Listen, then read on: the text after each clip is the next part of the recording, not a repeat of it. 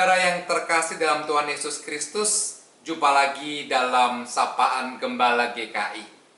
Mari sebelum kita merenungkan firman Tuhan, kita berdoa. Bapa dalam kerajaan surga, kami bersyukur kalau kami masih boleh berjumpa melalui Sapaan Gembala GKI. Dan saat ini kami akan merenungkan firman-Mu, kiranya Roh Kudus menolong kami, agar kami boleh mengerti firman-Mu, dan boleh kami lakukan dalam kehidupan kami. Dalam nama Tuhan kami Yesus Kristus, kami berdoa. Amin. Injil Lukas, pasal 7, ayat 11 sampai 17. Kemudian Yesus pergi ke suatu kota yang bernama Nain. Murid-muridnya pergi bersama-sama dengan dia dan juga orang banyak menyertainya berbondong-bondong.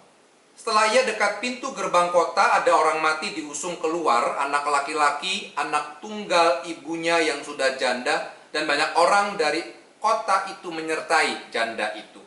Dan ketika Tuhan melihat janda itu, tergeraklah hatinya oleh belas kasihan, lalu ia berkata kepadanya, "Jangan menangis."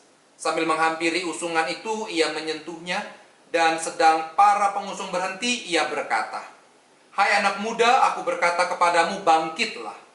Maka bangunlah orang itu dan duduk dan mulai berkata-kata, dan Yesus menyerahkannya kepada ibunya.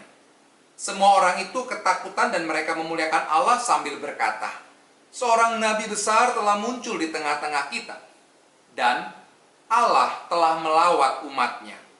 Maka tersiarlah kabar tentang Yesus di seluruh Yudea dan di seluruh daerah sekitarnya. Demikianlah pembacaan firman Tuhan yang berbahagia setiap kita yang mendengar dan juga yang melakukan dalam hidup sehari-hari. Saudara yang dikasih dalam Tuhan Yesus Kristus, saya yakin kita semua tidak asing dengan kata perlawatan. Hampir di setiap gereja memiliki tim pelawat. Pertanyaannya adalah mengapa perlu tim pelawat? Karena dalam menjalani kehidupan ini, umat mengalami berbagai macam kesulitan dan pergumulan dalam hidup. Mulai dari pergumulan di tengah keluarga, pergumulan di dalam masalah ekonomi, pergumulan kesehatan, maupun sampai kepada kematian. Dan di tengah-tengah situasi seperti itu, umat membutuhkan penguatan, penghiburan, dan juga topangan. Itulah sebabnya tim pelawat dibentuk di dalam setiap gereja untuk bisa merangkul, untuk bisa menguatkan umat yang sedang bergumul dalam berbagai macam kesulitan hidupnya. Saudara, kalau kita bicara soal perlawatan, di dalam bacaan kita hari ini Injil Lukas pasal 7 ayat 11 sampai 17 juga berbicara tentang perlawatan Allah kepada umatnya. Kalau kita perhatikan teks kita, saudara, di situ kita menemukan bagaimana kisah Yesus berjumpa dengan seorang janda di Nain. Saudara, jarak antara Nain dengan Kapernaum itu sekitar 35 km. Artinya jarak ini cukup jauh. Dan dikatakan Yesus menempuh perjalanan dari Kapernaum menuju Nain. Pertanyaannya adalah, untuk apa Yesus menuju Nain? Kalau kita perhatikan, Nain bukanlah tempat yang sering dikunjungi oleh Yesus. Meskipun konon katanya Nain adalah tempat yang indah, tapi saya percaya Yesus ke Nain bukan untuk berlibur, bukan untuk jalan-jalan. Lalu untuk apa? Sayangnya Injil Lukas tidak mencatat secara jelas apa tujuan Yesus menuju Nain. Lalu pertanyaannya, apakah perjumpaan Yesus dengan seorang janda di Nain itu sebuah kebetulan? Apakah perjumpaan itu adalah pertemuan yang tidak disengaja?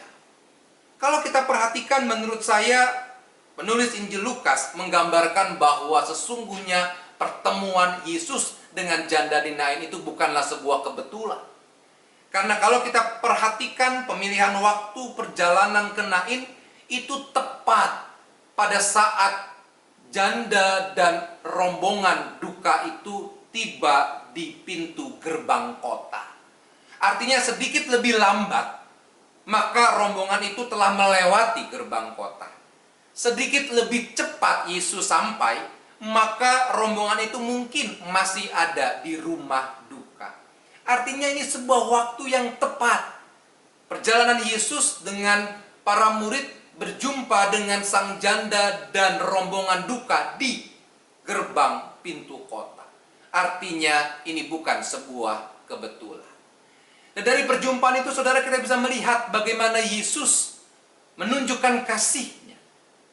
Bagaimana juga di situ ditunjukkan Allah melawat umat-Nya. Yesus berkata kepada ibu ini, "Jangan menangis." Ini menurut saya satu ungkapan kepedulian yang begitu dalam dari Yesus. Yesus tahu betul apa yang dirasakan oleh sang janda ini yang kehilangan anak satu-satunya. Itulah sebabnya Yesus dengan penuh kasih mengatakan jangan menangis. Dan inilah perlawatan Allah terjadi dalam kehidupan sang ibu ini. Saudara, dari kisah ini apa yang mau disampaikan bagi kehidupan kita saat ini? Saya mencatat pertama, saudara, kita diingatkan bahwa apapun pergumulan kita, apapun persoalan yang sedang kita hadapi dalam kehidupan ini, kita tidak pernah seorang diri. Kita memiliki Allah yang peduli dan berbelas kasih. Kita memiliki Allah yang bersedia melawat setiap kita. Allah yang bersedia mengunjungi kita di sepanjang kehidupan ini. Dan sesungguhnya perlawatan Allah itu bisa melalui berbagai macam cara.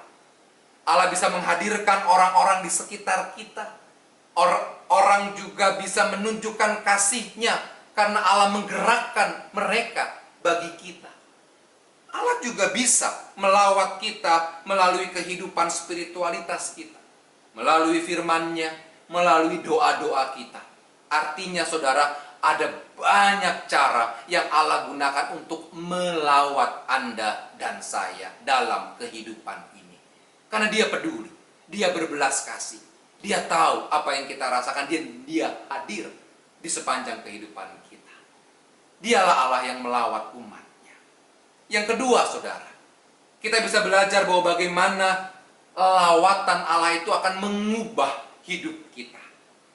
Lawatan Allah itu mengubah duka cita menjadi sukacita. Lawatan Allah itu mengubah kebimbangan kita menjadi keteguhan.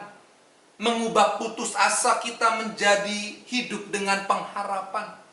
Mengubah ketakutan menjadi kekuatan. Mengubah kekhawatiran menjadi damai sejahtera.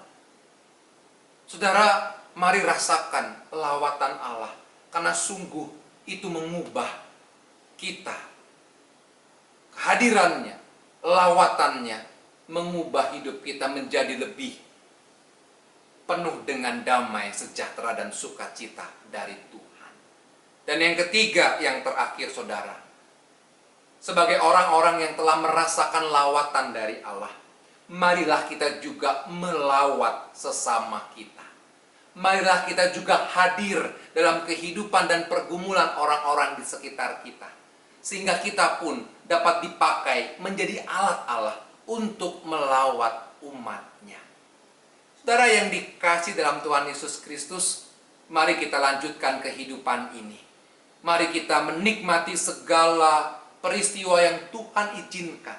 Karena melalui setiap peristiwa itu sungguh ada lawatan Allah hadir dalam hidup kita.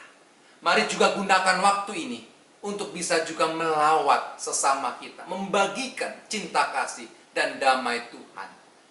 Kiranya Tuhan memberkati dan menolong setiap kita. Amin. Mari kita berdoa. Bapa di surga, kami sungguh bersyukur karena kami memiliki Allah yang peduli dan berbelas kasih dalam kehidupan kami. Engkau Allah yang bersedia melawat kami, umat-Mu, pribadi lepas pribadi. Sungguh Engkau hadir dalam setiap peristiwa hidup kami. Kami boleh merasakan pelawatan Allah melalui kehadiran orang-orang di sekitar kami, melalui firman-Mu, melalui kehidupan spiritualitas kami. Karena sungguh kami tidak pernah ditinggalkan seorang diri. Oleh karena itu ya Bapak, kami ingin mengalami perubahan. Karena kami adalah anak-anak Tuhan yang senantiasa dilawat oleh Tuhan. Kami ingin mengubah segala kekhawatiran kami menjadi kekuatan dalam hidup kami. Kami ingin mengubah segala duka kami menjadi sukacita di dalam Tuhan. Kami ingin mengubah putus asa kami menjadi pengharapan di dalam Tuhan. Kami ingin mengubah segala ketakutan kami menjadi kekuatan yang datang dari Tuhan. Karena kami sungguh percaya Engkau menopang dan menolong kami. Dan tidak hanya di situ ya Bapa, kami juga ingin belajar untuk dapat menjadi orang-orang yang bersedia melawat sesama kami. Sehingga melalui kami juga boleh menghadirkan kasih Kristus bagi sesama. Ya Bapa, sertai kehidupan kami selanjutnya. Tolong kami di tengah-tengah segala pergumulan hidup yang sedang kami hadapi. Kiranya kasih Tuhan senantiasa menyertai setiap kami. Dalam nama Tuhan kami Yesus Kristus, Tuhan dan Juru Selamat kami yang hidup, kami berdoa. Amin.